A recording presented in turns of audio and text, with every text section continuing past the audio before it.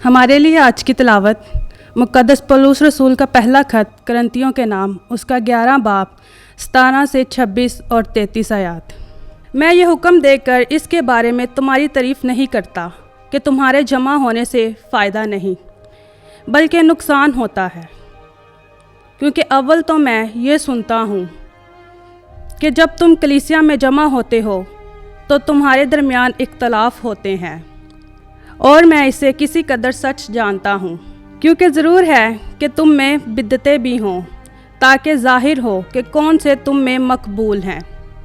बस जब तुम यकजा होते हो तो ईशाल रब खाने के लिए मौके नहीं, क्योंकि हर एक पहले अपना ही खाना खा लेता है और कोई भूखा रह जाता है और किसी को नशा हो जाता है।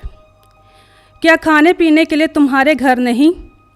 क्या खुदा की कलीसिया की तहकीर करते हो और इन्हें शर्मिंदा करते हो जिनके पास कुछ नहीं? मैं तुमसे क्या कहूँ, क्या तुम्हारी तारीफ़ करूँ?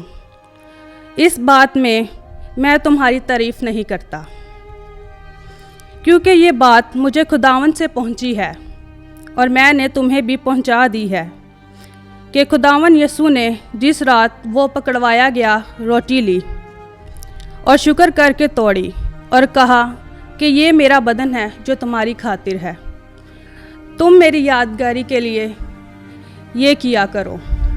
और इसी तरह उसने खाने के बाद प्याला भी लिया और कहा कि ये प्याला मेरे खून में नया अहद है। जितनी बार पियो मेरी यादगारी के लिए ये किया करो, क्योंकि जितनी बार तुम ये रोटी खाते और इस प्याले में से पीते हो तो खुदावन की मौत का इजहार करते हो जब तक कि वो ना आए। बस ए भाइयों, जब तुम खाने के लिए जमा हो तो एक दूसरे की राह देखो। पाक कलाम का पढ़ा और सुना जाना हम सब के लिए बाइस बरकत हो। खुदा का शुक्र हो।